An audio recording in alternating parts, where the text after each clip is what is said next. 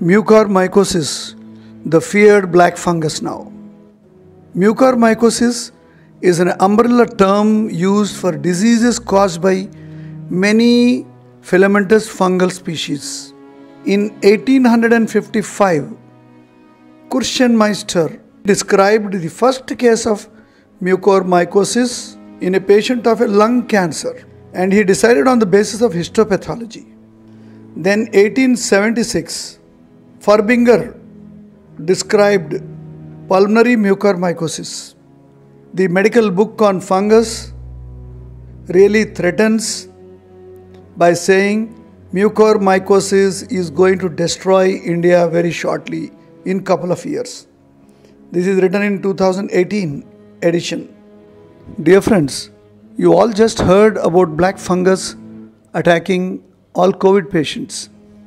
Once a person has serious COVID, after 7 days of infection, people may become alright, but some of them may become very serious.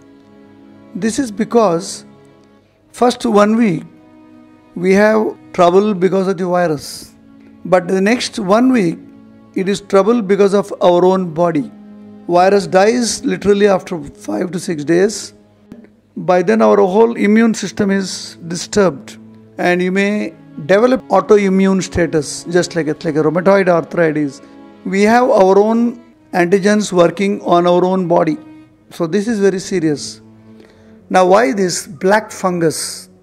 It is nothing but a fungal infection. Initially most of the fungal myceliums may be very light in color. As they mature, within couple of hours, they start bearing spores, sporangiophores, and they become dark in color. That's why the affected portion will look like a dark brown to black color, especially in the internal aspects of the nose, throat, and it may spread through the sinuses, paranasal sinuses into the brain, or they may go directly through pharynx into your lungs. And we are all aware it is very, very difficult to treat fungal infections. Bacterial infections are very easy, viral infections are very difficult, and fungal infections are much more difficult. Why? Because they are everywhere in the environment. In your kitchen, you will find a lot of aspergillus fungus everywhere, starting in your pickles to leftover vegetables, rotten fruits. Normally, ladies don't throw away leftover foods. They all may get infected with fungus, especially mucor, aspergillus. There are many variations and varieties of it. Now, who is at risk? People who are wrongly treated with steroids very early in COVID infection. First day, second day only, out of fear, doctor gives you a lot of steroids. There may be a danger because it suppresses suddenly the whole inflammatory response in the body and one may get affected, or one may encourage these fungi to grow. Secondly, complicated uncontrolled diabetes, where the whole body's immunity and all systems are in a failure status, or people who are on immunosuppressant drugs like post-cancer patients, chronic rheumatoid arthritis patients, and there are so many collagen diseases where we give these kind of immunosuppressants.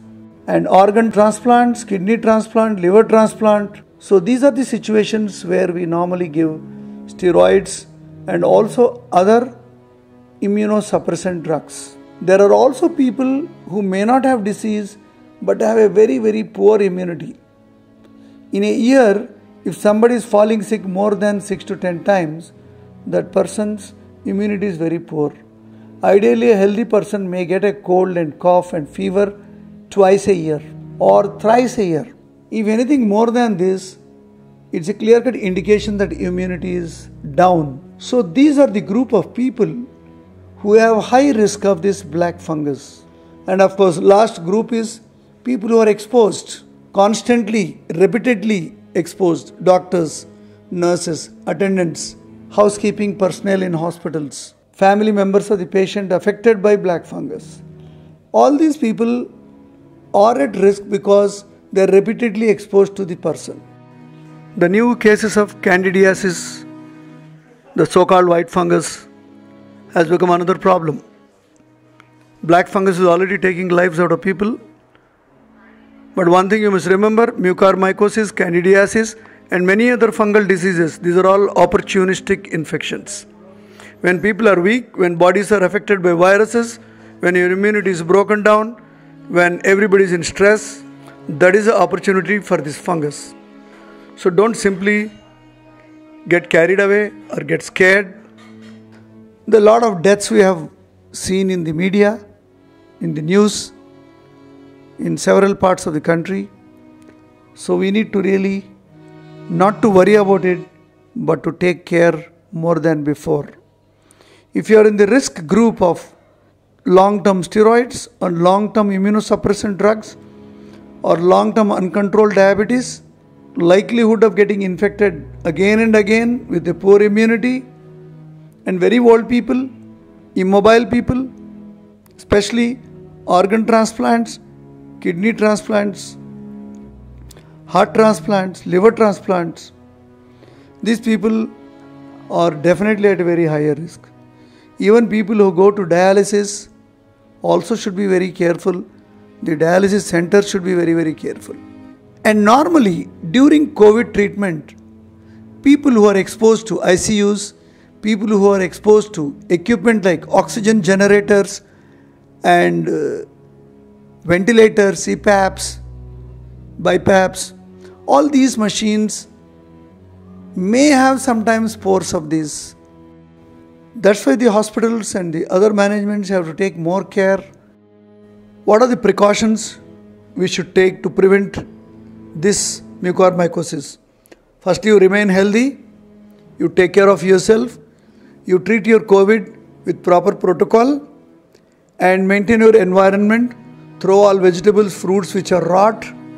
Don't keep your bread inside the fridge. It can develop a white mold and then black mold. And in your environment, see anywhere, fungus is very easily spotted on the walls, wooden structures, on the plants. All of them you destroy. When you handle them, wear a mask and gloves. So this is very important.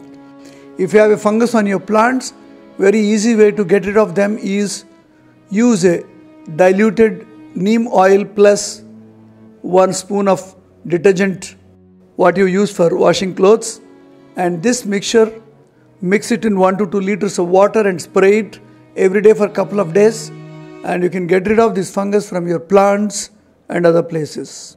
And the COVID bodies who are affected very seriously, they are also like a bread which can attract this fungus.